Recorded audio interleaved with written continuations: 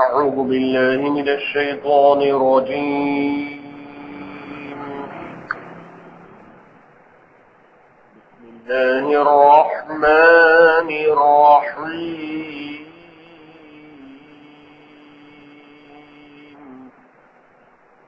والله الذي أرسل الرياح فتثير سحابا فسقناه إلى بلد ميت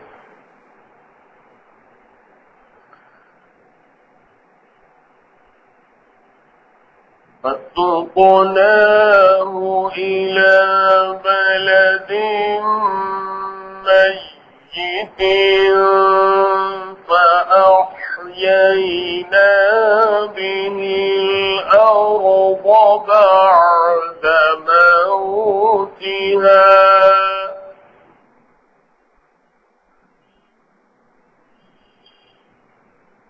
كذلك النشور.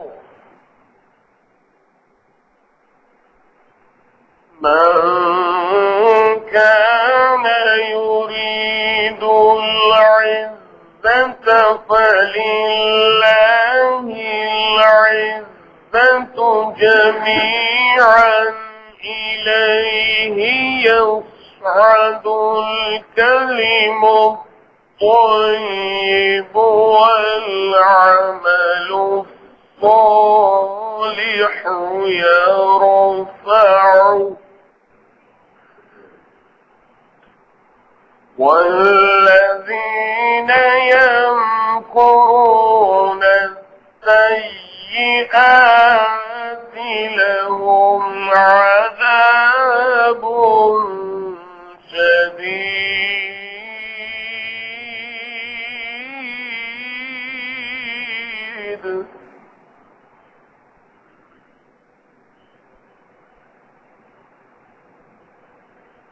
ومكر أولئك هو يبور.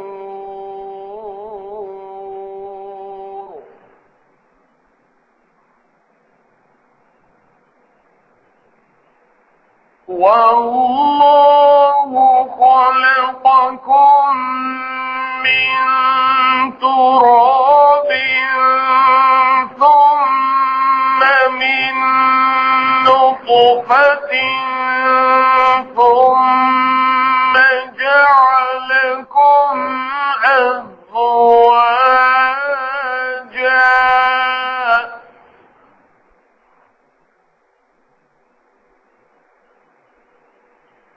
وما تحمل من أنثى ولا تضع إلا بعلمه وما يعمر من معمر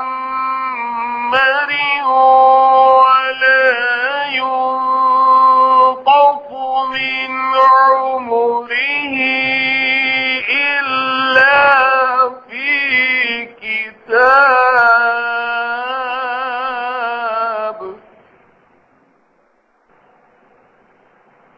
إن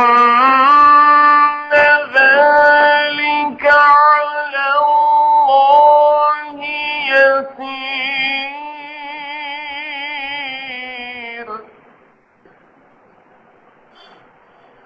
وما يستوي البحران هذا عذب فرات سائغ شرابه وهذا ملح أجاج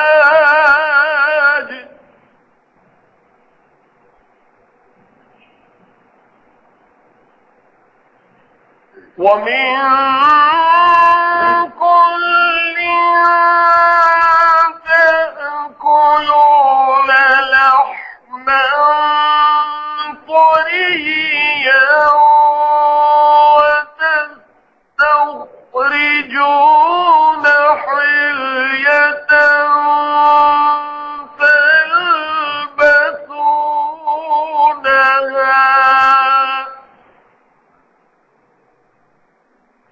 وترى الفلك فيه مواخر لتبتغوا من فضله ولعلكم تشكرون.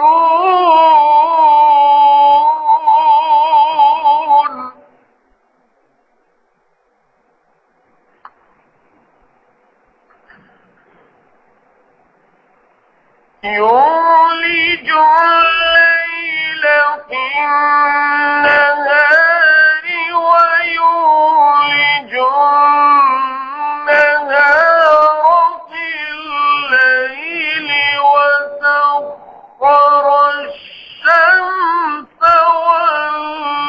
والقمر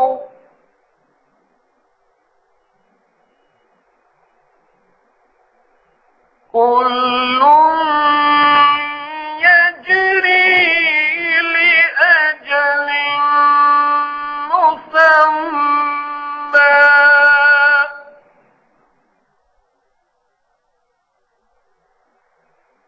ذلكم الله ربكم له الملك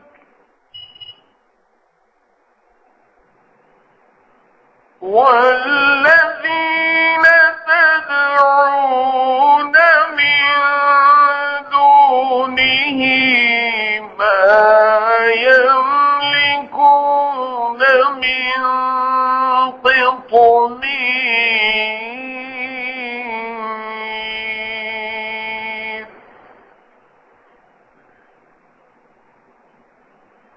إن تدعوهم لا يسمعوا دعاءكم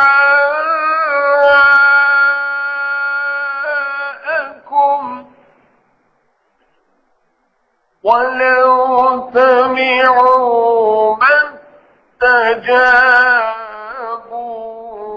لكم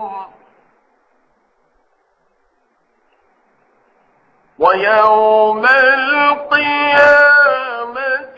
يكفرون بشرككم ولا ينبئك مثل خبير.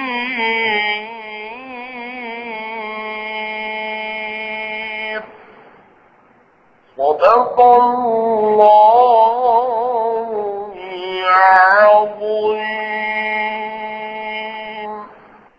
22 بارے میں سورہ فاطر کی آیات 9 سے 14 تک پڑھی ہے۔ اور اللہ ہے جس نے چلائی ہے ہوائیں، پھر وہ اٹھاتی ہیں بادل کو، پھر ہاتھ لے گئے ہم اس کو ایک مردہ دیش کی طرف، پھر زندہ کر دیا ہم نے اس سے زمین کو اس کے مر جانے کے بعد۔ اسی طرح ہوگا جی اٹھنا۔ جس کو چاہیے عزت تو اللہ کے لیے ہے ساری عزت۔ اس کی طرف چڑھتا ہے کلام ستھرا اور کام نیک اس کو اٹھا دیتا ہے۔ اور جو لوگ داؤ میں ہیں برائیوں کے، ان کے لیے سخت عذاب ہے اور ان کا داؤ ہے ٹوٹے کا۔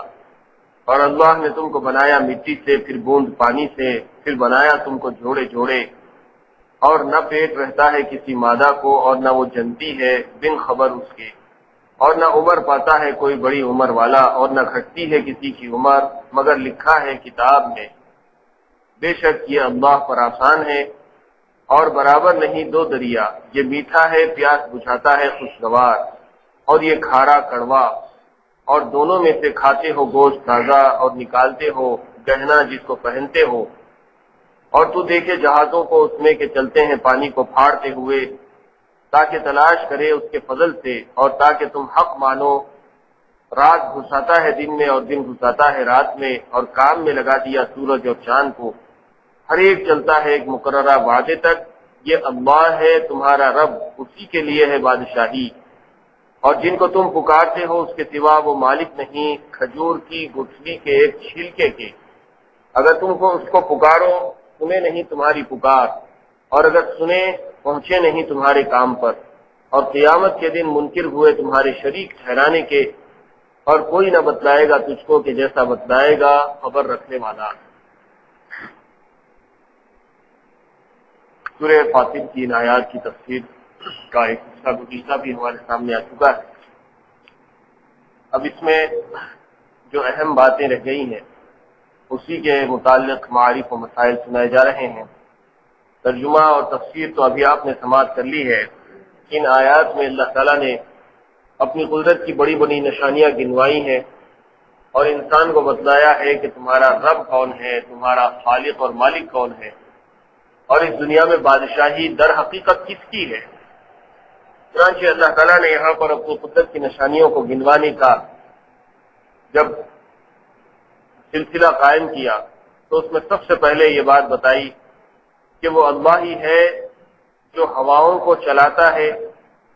جن ہواؤں میں بادل جس میں پانی بھرا ہوا ہوتا ہے وہ بادل یہ ہوائیں اڑا کر لے جاتی ہیں اس شہر کی طرف جس کی زمین مردہ ہو چکی تھی. فَأَحْيَيْنَا بِهِ الْأَرْضَ بَعْدَ مَوْتِهَا، وہ مردہ زمین کے بعد جب اس میں یہ بارش ہوتی ہے تو اس کو پھر اللہ تعالیٰ زندہ کر دیتا ہے.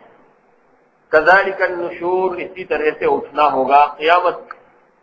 جس طرح زمین مردہ ہو چکی، اس کی پیداوار کی صلاحیت ختم ہو چکی، اس میں زراعت اب نہیں ہو سکتی، دھوپ اور گرمی کی وجہ سے زمین کا پانی خشک ہو چکا اور اس کے کھیت خشک ہو چکے، اس کے درخت اور پودے سوکھ چکے اور وہ چورا چورا بن گئے. لیکن پھر جب دوبارہ اس پر بارش ہوتی ہے تو اس میں دوبارہ زندگی پیدا ہوتی ہے اور سوکھی ہوئی زمین میں سبزہ لہلہانے لگتا ہے.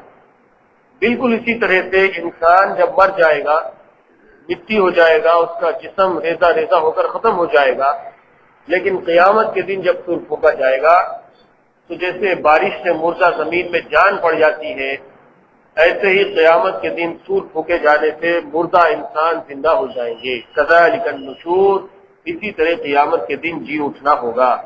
مَنْ كَانَ يُرِيدُ الْعِزَّةَ فَلِلَّهِ الْعِزَّةُ جَمِيعًا، جو کوئی چاہتا ہے کہ اس کو عزت ملے تو عزت دراصل اللہ ہی کے پاس.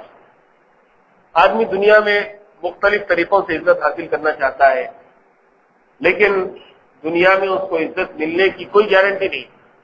جب انسان اللہ کا ہو جاتا ہے، اللہ کو یاد کرنے لگتا ہے، اللہ کے احکامات پر عمل کرنے لگتا ہے تو اس کے نتیجے میں انسان کو اللہ تعالیٰ عزت عطا کرتے ہیں. فَلِلَّهِ الْعِزَّةُ جَمِيعًا، ہر قسم کی عزت اور ریسپیکٹ اللہ ہی کے پاس ہے.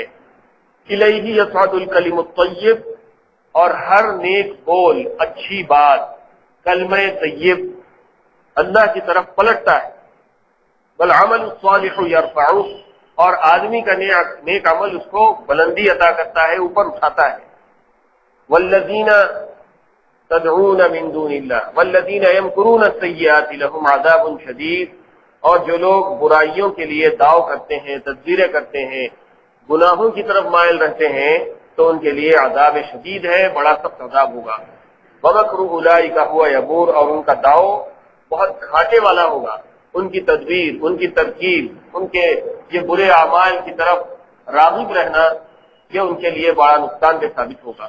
وَاللَّهُ خَلَقَكُم مِّن تُرَابٍ ثُمَّ مِن نُطْفَةٍ ثُمَّ جَعَلَكُمْ أَزْوَاجًا، اللہ ہی ہے جس نے تم کو پہلے مٹی سے پیدا کیا، پھر نطفے سے پیدا کیا، پھر تمہارے لیے جوڑے جوڑے بنائے. وَمَا تَحْمِلُ مِنْ أُنثَىٰ وَلَا تَضَعُ إِلَّا بِعِلْمِهِ، اور کوئی مادہ کے پیٹ میں بچہ پیدا ہونے کے لیے تیار نہیں ہوتا، کسی کو حمل نہیں ٹھہرتا، لیکن اس کا علم اللہ کو ہوتا ہے. اللہ کے علم سے یہ سب کچھ ہوتا ہے اور وہ جنتی نہیں ہے کسی کو. کوئی مادہ کسی بچے کو جنم نہیں دیتی لیکن وہ اللہ کے علم میں ہوتا ہے. یعنی اللہ ہی کے حکم سے پیدائش جو ہوتی ہے، چاہے وہ انسانوں کی ہو جانوروں کی ہو، ہر ایک کے اندر مادہ ہی ہے جو یا تو انڈے دیتی ہے یا بچے دیتی ہے. یہ انڈوں اور بچوں کا جنم ہونا، کتنے بچے کتنے اس میں سے نکلیں گے، کون سے نر ہوں گے، کون سے مادہ ہوں گے، کس کی عمریں کتنی ہوں گی اور وہ زندگی میں کیا کچھ کریں گے، یہ سب کچھ اللہ ہی کے علم میں ہوتا ہے. وَمَا يُعَمَّرُ مِن مُعَمَّرٍ وَلَا يُنقَصُ مِنْ عُمُرِهِ إِلَّا فِي كِتَابٍ، کوئی عمر رسیدہ آدمی، بڑی عمر والا آدمی بڑی عمر نہیں پاتا اور کوئی چھوٹی عمر میں ختم ہونے والا اس کی عمر کم نہیں ہوتی. الا فی کتاب، لیکن یہ ساری تفصیلات اللہ کے پاس کتاب میں لکھی ہوئی. یعنی سب کچھ اللہ کے پاس پہلے سے طے ہے، مقدر کیا ہوا ہے کہ دنیا میں آنے کے بعد کون کتنے دن جیے گا، کیا کچھ کرے گا، وہ سب کچھ اللہ کے پاس لکھا ہوا ہے۔ ان ذالک علی اللہ یسیر، یہ سب کچھ اللہ کے لیے بڑا آسان ہے۔ وما یستوی البحران، دو دریا آپس میں برابر نہیں ہے، سمندروں میں مختلف قسم کے سمندر ہیں، اور ایک ایسا مقام بھی آتا ہے سمندروں کے درمیان میں کہ دونوں میں جیسے زمین کے جغرافیائی نظام میں ممالک تقسیم کر دیے گئے ہیں، ہر ملک کی اپنی باؤنڈری ہے، لائن آف کنٹرول ہے، LOC، انڈیا پاکستان کے درمیان میں، انڈیا بنگلہ دیش کے درمیان میں، انڈیا اور نیپال کے درمیان میں، اور تمام ممالک جو دنیا میں ہے ہر ایک کی اپنی ایک باؤنڈری ہے، اس کی لمٹس ہیں۔ ایسے ہی سمندروں کے بھی لمٹس ہیں، اس کے بھی لائن آف کنٹرول ہے۔ تو دو سمندر آپس میں بہتے ہوئے ہوتے ہیں، لیکن ادھر کے سمندر کا پانی ادھر میں نہیں ملتا اور ادھر کے سمندر کا پانی ادھر میں نہیں ملتا۔ اسی کو اللہ تعالیٰ نے اپنی قدرت کی نشانی قرار دیا۔ وما یستوی البحران، دو دریا ہے لیکن دونوں برابر برابر نہیں ہیں۔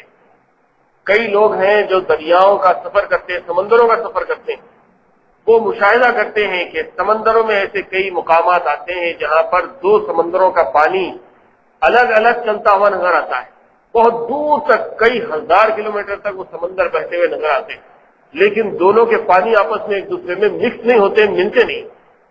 ان کی رنگت الگ ہے، ان کے بہنے کا انداز الگ ہے، ان کا مزہ الگ ہے، ایک کا پانی کھارا ہے، ایک کا پانی میٹھا ہے۔ هذا عذب فرات سائغ شرابه وهذا ملح اجاج، ایک دریا ایسا ہے کہ جس کا پانی میٹھا ہے، پینے والے کو اچھا معلوم ہوتا ہے، اس کی پیاس بجھاتا ہے، اور دوسرا پانی کھارا ہے اور کڑوا ہے۔ وَمِن كُلٍّ تَأْكُلُونَ لَحْمًا طَرِيًّا وَتَسْتَخْرِجُونَ حِلْيَةً تَلْبَسُونَهَا، اور یہ دریا چاہے جس قسم کے بھی ہو، میٹھے پانی کا سمندر ہو یا کھارے پانی کا، دونوں کے درمیان میں اللہ تعالیٰ نے لوگوں کے لیے غذا رکھی ہے، تیار گوشت ہے اس کے اندر، اور مفسرین نے بیان کیا ہے کہ تیار گوشت کا مطلب ہے دریائی جانور جو مچھلی کی شکل میں ہوتا ہے، جو انسان کے لیے اللہ تعالیٰ نے حلال کر دیا ہے، اس کا گوشت تیار ہوتا ہے۔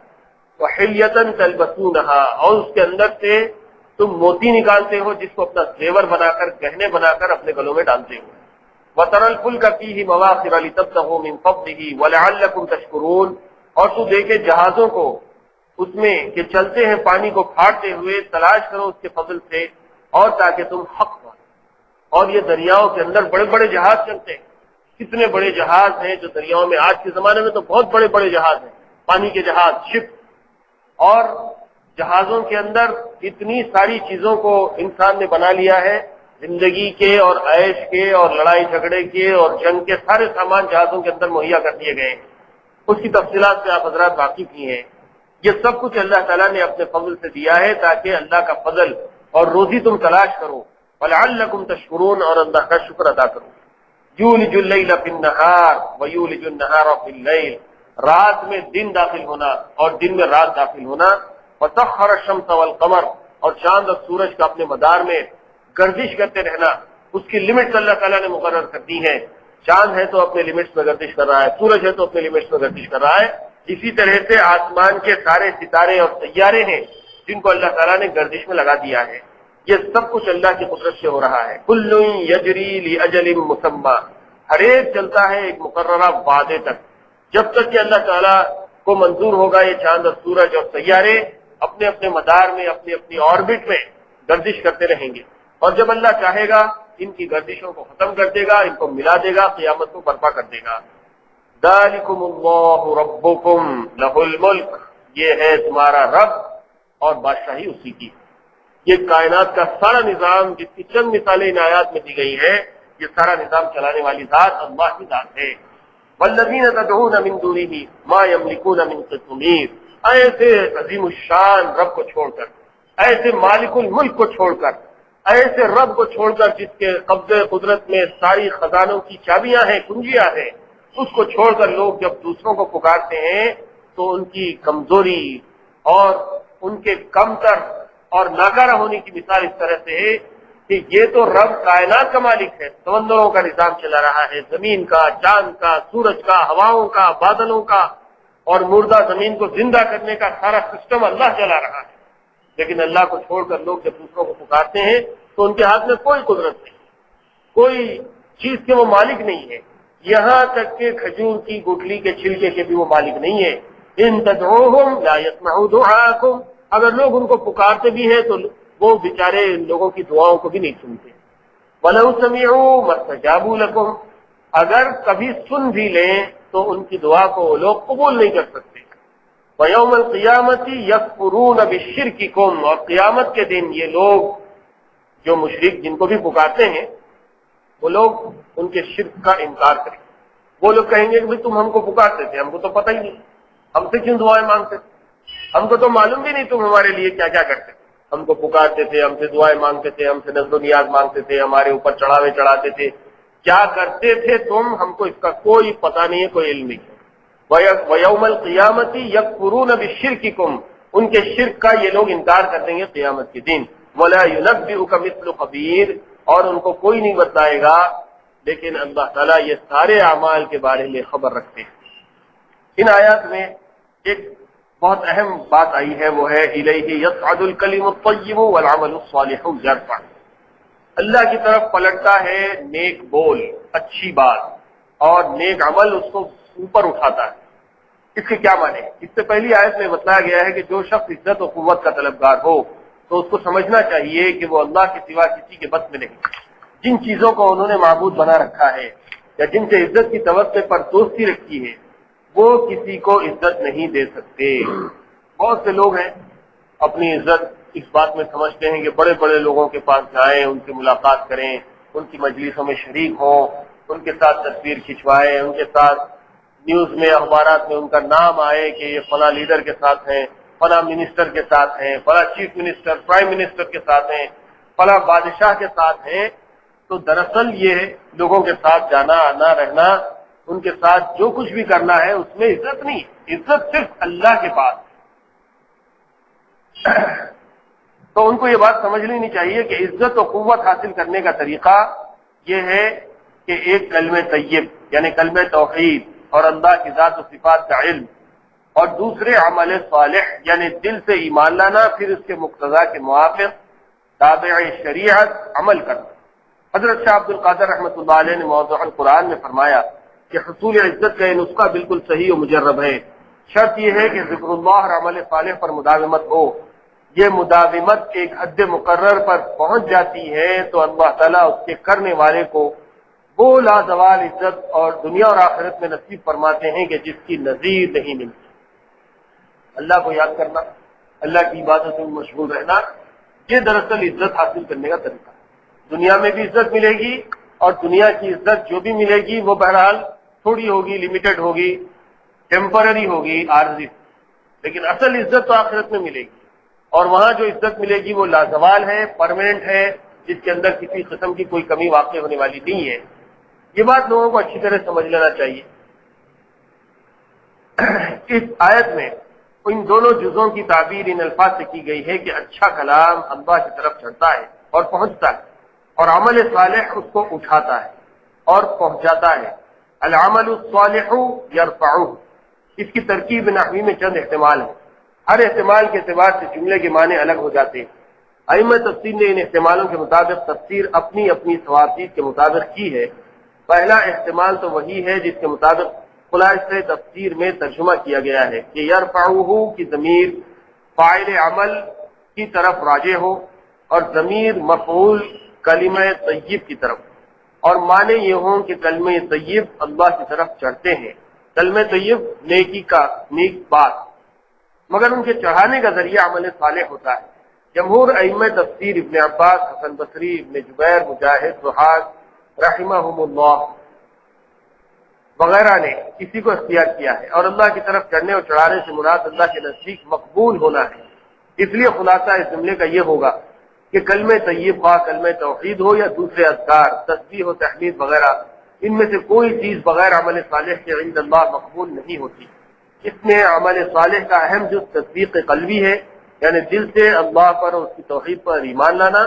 یہ تو مطلقاً قبولیت اعمال کی شرط لازم ہے، اس کے بغیر نہ کلمہ لا الہ الا اللہ مقبول ہے نہ کوئی دوسرا ذکر۔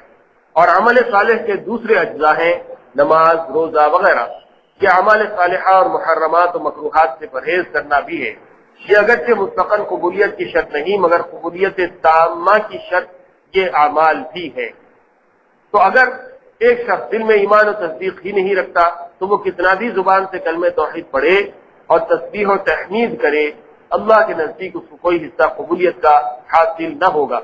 اور جو تصدیق و ایمان تو رکھتا ہے مگر دوسرے اعمال صالحہ نہیں کرتا یا ان میں کوتاہی کرتا ہے، اس کا ذکر اللہ اور کلمہ توحید بالکل ضائع تو نہیں ہوگا، صرف اتنا کام دے گا کہ ہمیشہ کے عذاب سے اس کو نجات مل جائے گی، مگر مکمل قبولیت اس کو حاصل نہیں ہوگی، جس کا یہ اثر ہوگا کہ بقدر اپنے ترک عمل کے اور کوتاہی کے عذاب اس کو بھگتنا پڑے گا۔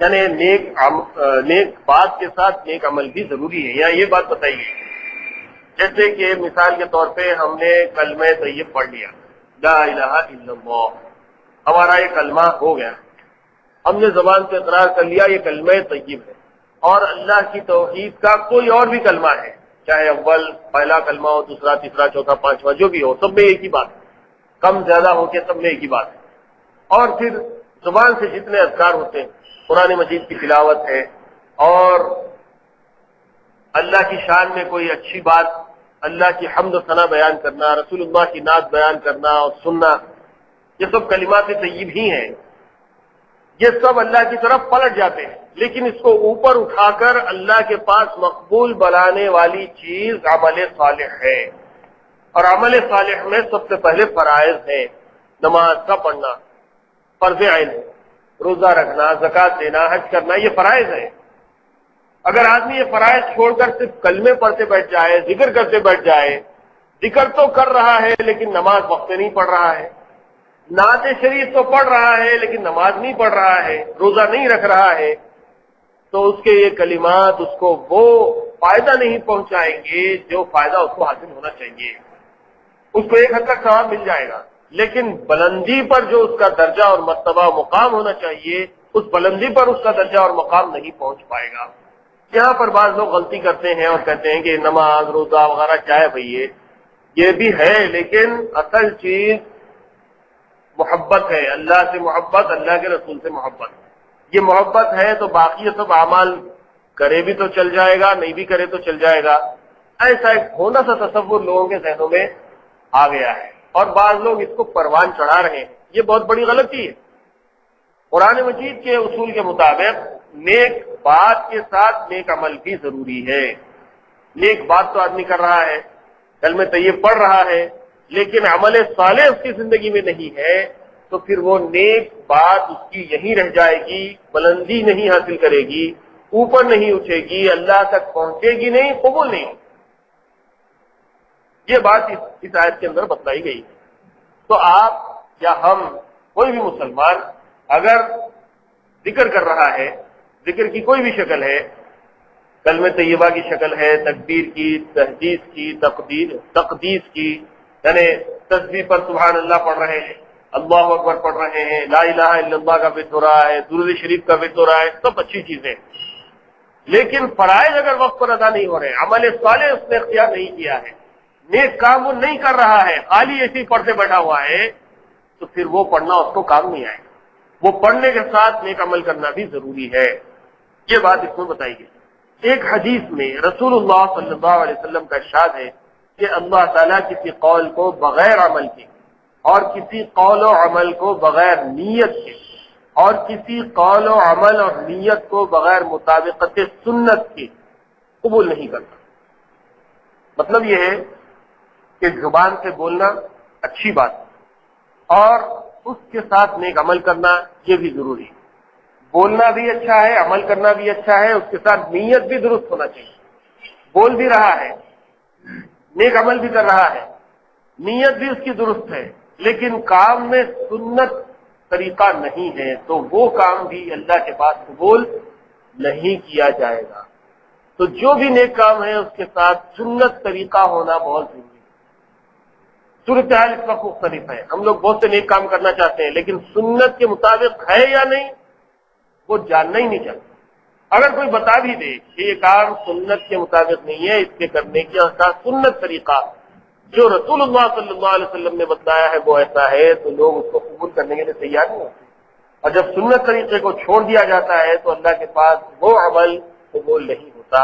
یہ اعمال کی قبولیت کے شرائط ہیں جس کو ہمیشہ مد نظر رکھنا ضروری ہے۔ بعض مفسرین نے جملے کی ترکیب نحوی یہ قرار دی ہے کہ یرفعہ کی ضمیر فاعل کلمہ طیب کی طرف اور ضمیر مفعول عمل صالح کی طرف راجع ہے۔ اس صورت میں معنی جملے کے پہلے سے بالکل مختلف یہ ہو گئے کہ کلمہ طیب یعنی ذکر اللہ عمل صالح کو چڑھاتا ہے اور اٹھاتا ہے، یعنی قابل قبول بناتا ہے۔ اس کا حاصل یہ ہوگا کہ جو شخص عمل صالح کے ساتھ ذکر اللہ بھی بکثرت کرتا ہے تو یہ ذکر اللہ اس کے عمل کو مزین اور قابل قبول بنا دیتا ہے۔ بعض مفسرین نے فرمایا پہلا مطلب یہ بیان کیا گیا کہ اچھی بات کلمہ طیب کو نیک عمل اوپر اٹھا۔ دوسرے مفسرین نے بیان کیا ہے کہ فاعل و مفعول کی ترکیب کو الٹ دیا جائے تو نیک عمل کو اللہ کا ذکر بلند کرتا ہے، یعنی صرف نیک عمل کر لینا کافی نہیں ہے، اس کے ساتھ اللہ کا ذکر کرنا بھی ضروری ہے۔ تو دونوں چیزوں کو ملانے سے معلوم ہوتا ہے کہ نیک عمل کرنا بھی ضروری ہے، اللہ کا ذکر کرنا بھی ضروری ہے۔ دونوں میں سے ایک چیز بھی اگر کم ہو جائے گی تو اس کا اثر دوسرے پر پڑے گا اور دوسری چیز کمزور ہو جائے گی، یعنی کلمہ طیب کے ساتھ نیک عمل اور نیک عمل کے ساتھ کلمہ طیب، فرائض کے ساتھ ذکر اللہ اور ذکر اللہ کے ساتھ فرائض، یہ دونوں سکے کے دو رخ ہیں۔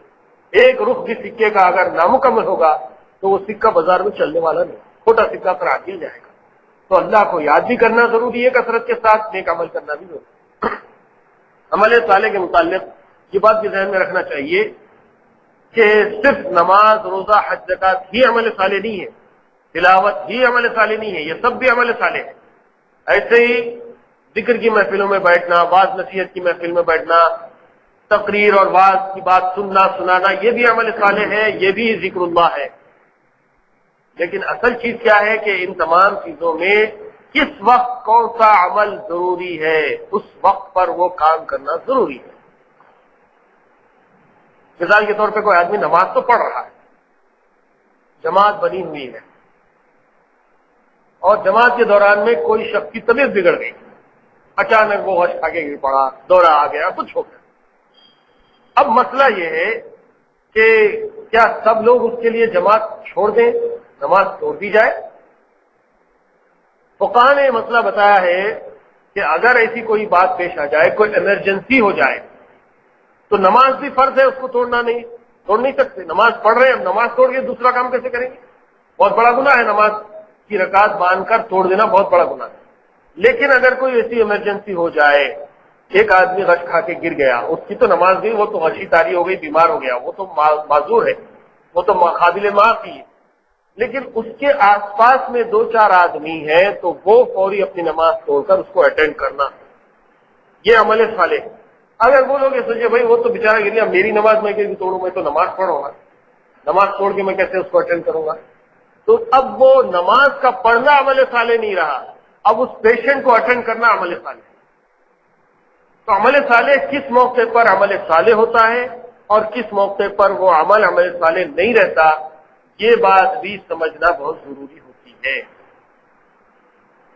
ہم نماز کے پابند ہیں، نماز کے لیے ہم نکل رہے، وقت ہو گیا ہے، اذان ہو چکی ہے، جماعت بھی شروع ہو چکی ہوگی، اچانک کوئی ایسا کام پیش آ گیا کہ اب اس کو اٹینڈ کرنا بہت ضروری، کوئی بیمار ہو گیا، کسی کو دواخانے کو لے جانا ہے، گھر کے کوئی بڑے ہیں، ہمارے سرپرست ہیں، والدین ہیں، ایسی کوئی بات تو فوری پہلے اس کو اب اٹینڈ کرنا پڑے گا، نماز بعد میں پڑھی جائے۔ یہاں تک کہ حکم دیا گیا کہ اگر آدمی کو بھوک لگی اور کھانا تیار ہے، بھوک شدید ہے، کھانا بھی تیار ہے، نماز کا بھی وقت ہو گیا، جماعت بھی شروع ہو چکی، تو اب کیا کرے، وہ کھانا پہلے کھائے یا نماز پہلے پڑھے؟ حکم یہ دیا گیا ہے کہ پہلے کھانا کھاؤ اگر شدید تقاضا ہے بھوک کا، اس کے بعد نماز، چاہے جماعت چھوٹ جائے۔ یہ عمل صالح ہے۔ کیوں؟ اگر آدمی بھوک سے بےتاب ہے، بے چین ہے، پریشان ہے، وہ جا کر نماز کے لیے ٹھہر جائے گا، اب اس کے دل میں یہ بھی احساس ہے کہ نماز تو میں پڑھنے آ گیا مگر اب ادھر کھانا بھی تیار تھا، بھوک بھی لگ رہی ہے، آدھا دل کھانے میں ہے، آدھا دل نماز میں، تو نماز میں اس کا پورا دل نہیں لگے گا۔ تو اسی صورتحال میں آدمی کو چاہیے کہ وہ پہلے کھانا کھا لے پیٹ بھر کے، پھر اطمینان سے نماز ادا کرے۔ یہ ان لوگوں کے لیے ہے جو کمزور ہوتے ہیں اپنے ارادے میں، اپنی قوت ارادی میں کمزور ہوتے ہیں ان کے لیے.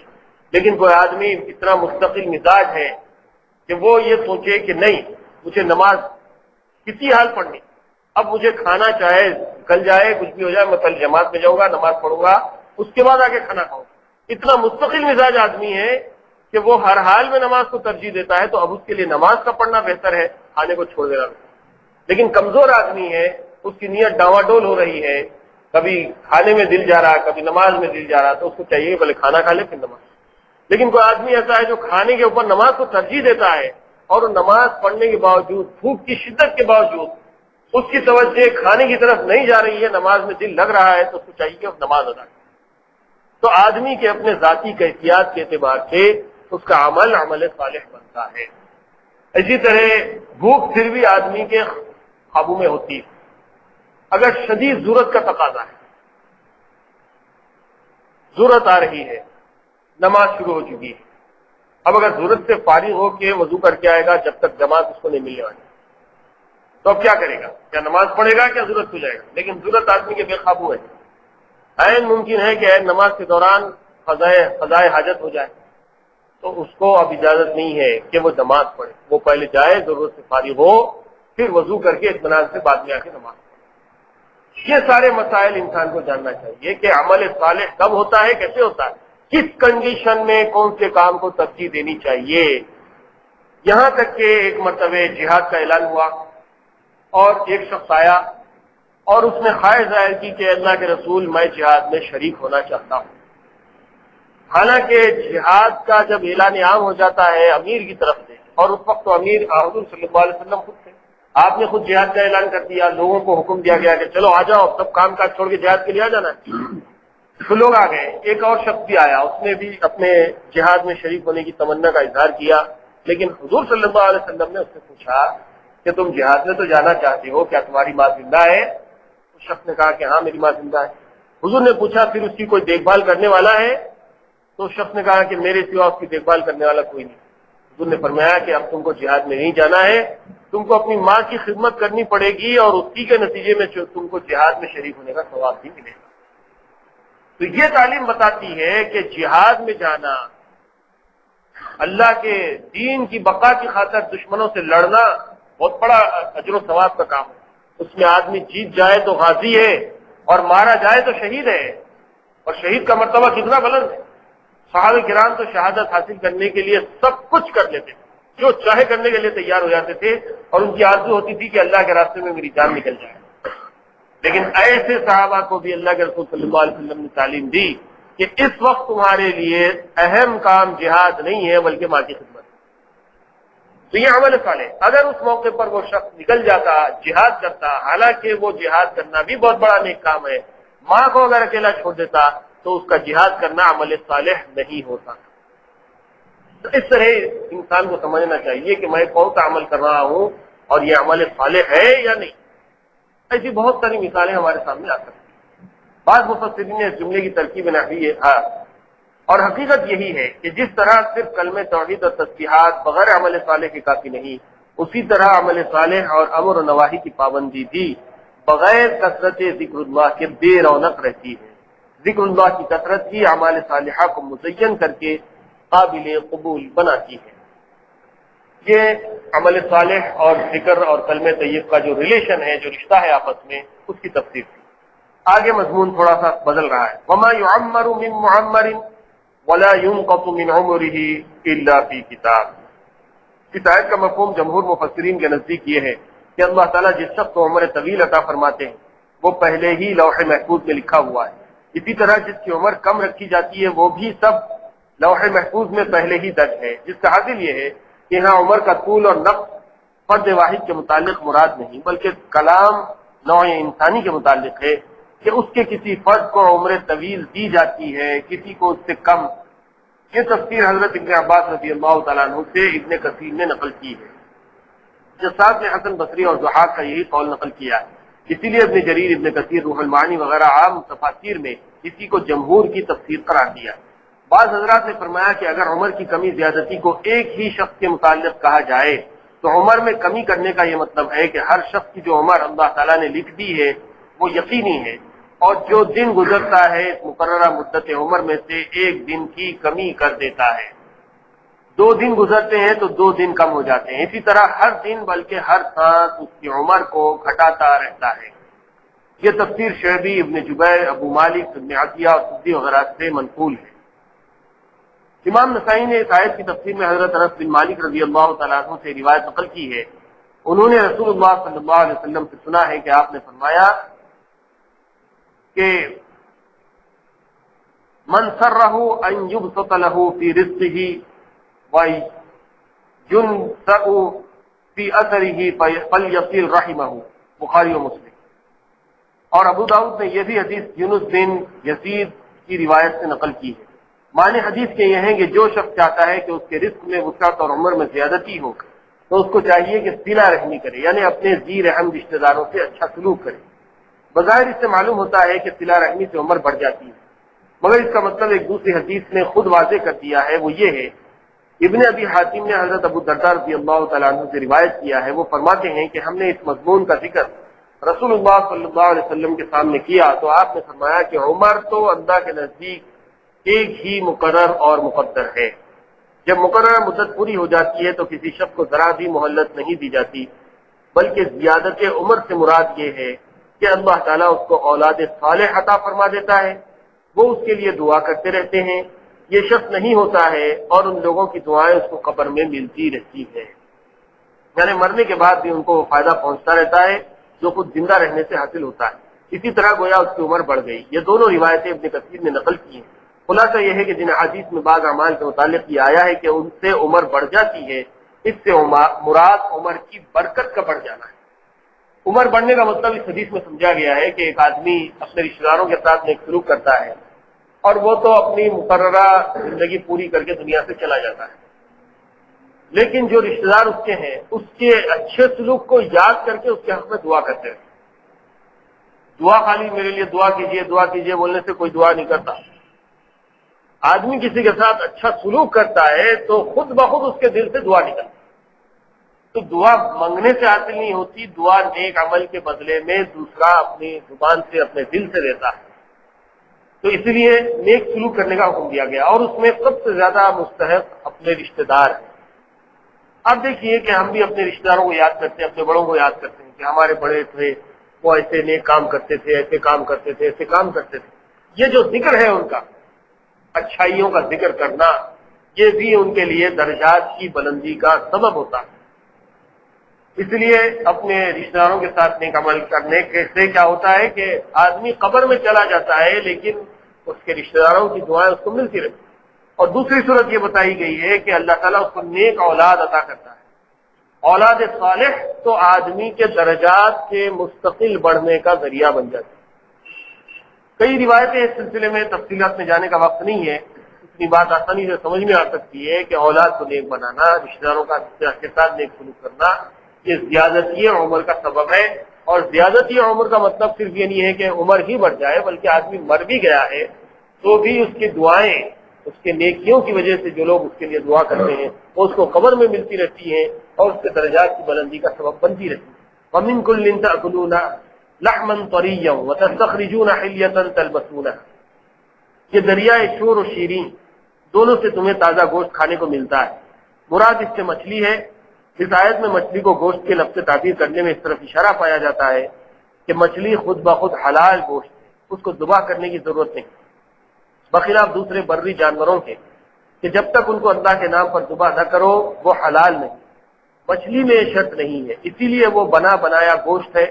اور حلیہ کے معنی زیور کے، مراد اس سے موتی ہے۔ آیت سے معلوم ہوا کہ موتی جس طرح دریائے شور میں پیدا ہوتے ہیں، شیریں دریاؤں میں بھی پیدا ہوتے ہیں، جو عام شہرت کے خلاف ہے، کیونکہ معروف و مشہور یہی بات ہے کہ موتی دریائے شور یعنی سمندر میں پیدا ہوتے ہیں، اور حقیقت یہی ہے جو قرآن کے الفاظ سے ظاہر ہے کہ دونوں میں موتی پیدا ہوتے ہیں، البتہ شیریں دریاؤں میں بہت کم اور سمندر میں بہت زیادہ پیدا ہوتے ہیں۔ زیادتی کی وجہ یہ ہے کہ وجہ سے یہ شہرت ہو گئی ہے کہ موتی صرف دریائے شور سے نکلتے ہیں۔ موتی ایک خاص قسم کا سمندری پروڈکٹ ہے، جی پی کے اندر بتایا جاتا ہے کہ جب بارش کے قطرے آسمان سے گرتے ہیں تو سیپیاں جو ہوتی ہیں سمندر کی وہ دریا کے سطح پر آ جاتی ہیں، سمندر کی پانی کی سطح پہ آ جاتی ہیں اور وہ کھل جاتی ہیں۔ جیسے ہی اس کے اندر پانی کا ایک قطرہ پڑتا ہے وہ سیپی بند ہو جاتی ہے، بند ہو کے وہ سمندر کی تہہ میں چلی جاتی ہے۔ ایک مدت گزرنے کے بعد وہ پانی کا قطرہ اس سیپی کے اندر رہتے رہتے موتی کی شکل اختیار کرتا ہے۔ وہ ہے اصل موتی، اصلی موتی، سانچے کا جو موتی ہوتا ہے، اور وہ بہت قیمتی ہوتا ہے۔ اب اللہ تعالیٰ نے انسان کو یہ صلاحیت دی ہے کہ وہ سمندروں میں ہوتے لگا کر اس کی تہہ میں سے ایسی سیپیاں نکالتا ہے، ایک نہیں کئی سیپیاں نکالتے ہیں تو اس میں سے ایک ایک موتی نکلتا ہے۔ اس طرح یہ سیپیاں سے موتی کا نکالنا کوئی آسان کام نہیں، اور اسی وجہ سے اس کی قیمت بہت زیادہ مہنگی ہوتی ہے، بہت قیمتی چیز ہوتی ہے۔ اس کو آدمی زیور بنا کر استعمال کرتا ہے۔ سونا چاندی کے زیورات تو مردوں کے لیے حرام ہیں، لیکن موتی بطور زیور کبھی کبھار مرد حضرات استعمال کر سکتے ہیں، اور عورتوں کے لیے تو یہ زیور ہے ہی۔ تو اللہ کی ایک بڑی نعمت یہ ہے کہ جس طرح سمندر سے اللہ تعالیٰ نے گوشت انسان کو کھانے کے لیے دیا ہے، گہنے بنا کر پہننے کا بھی موتی کا ایک زیور اللہ تعالیٰ نے سمندروں سے انسان کو دیا ہے۔ یہ اس کی قدرت کی نشانی ہے۔ اور جیسے کہ پہلے بتایا جا چکا ہے کہ اللہ کی بڑی بڑی نشانیاں بیان کر کے اللہ تعالیٰ نے اپنا تعارف کرایا ہے، ذالکم اللہ ربکم لہ الملک، یہ ہے تمہارا رب جس کے ہاتھ میں پوری بادشاہی ہے اور اس کی شہنشاہی ہے۔ تو یہ اللہ کی طرف سے دی ہوئی چیزیں ہیں۔ وَتَلْبَسُونَهَا میں صیغہ مذکر استعمال کرنے سے اس طرف اشارہ ہے کہ موتیوں کا استعمال مردوں کے لیے بھی جائز ہے، بخلاف سونے چاندی کے۔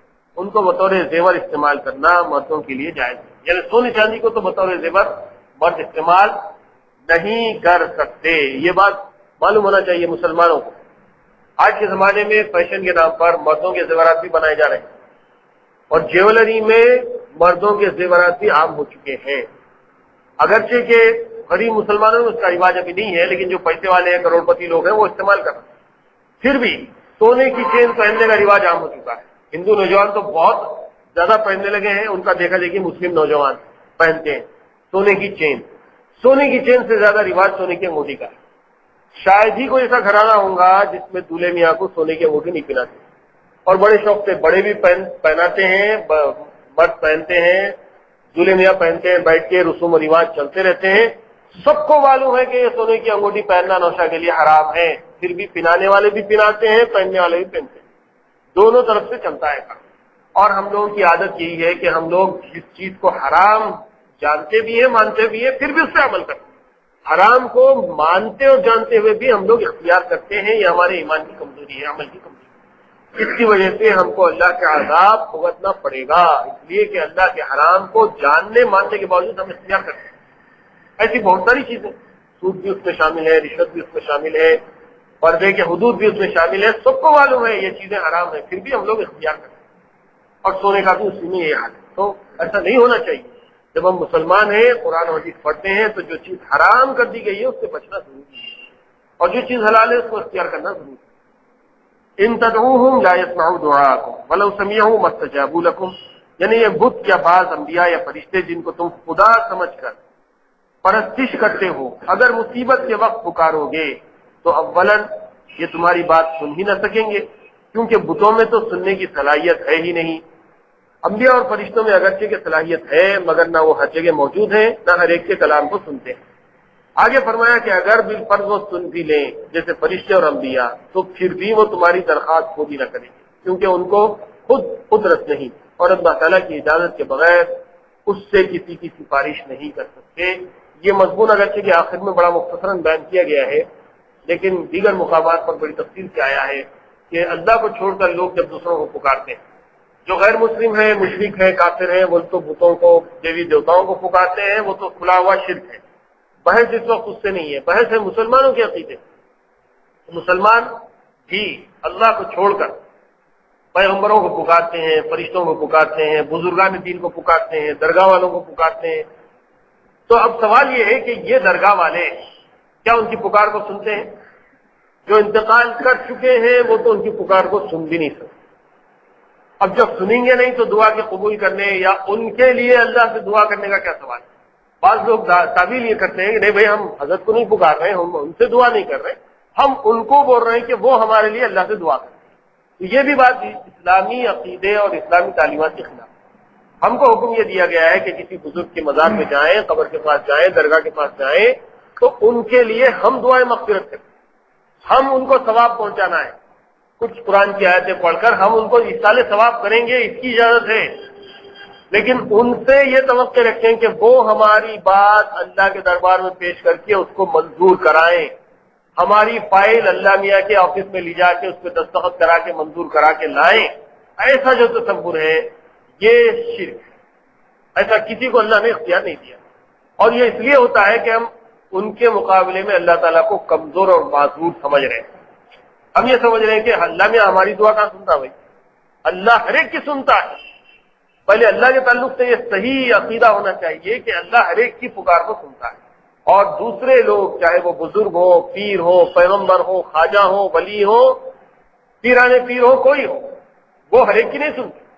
اور سن بھی لیں ان کے کسی ایک آدھ کی بات ان کو اللہ نے اپنی قدرت سے سنا بھی دی، تب بھی وہ ان کی مدد نہیں کر سکتے. ہم لوگ پکارتے نا المدد یا غوث اعظم دستگیر، لکھا ہوا ہے جگہ جگہ جھنڈوں کو، اور حضرت علی کو مدد کے لیے پکارتے ہیں، اور جس کو اپنے اپنے عقیدے کے اعتبار سے لوگ پکارتے ہیں بزرگوں کو، اور یہ سمجھتے ہیں کہ یہ ہماری بگڑی بنانے والے ہیں، ہماری پکار کو سننے والے ہیں، ہماری منت کو پوری کرنے والے ہیں، ہماری دعاؤں کو قبول کرنے والے ہیں، یا اللہ کے پاس کرانے والے ہیں.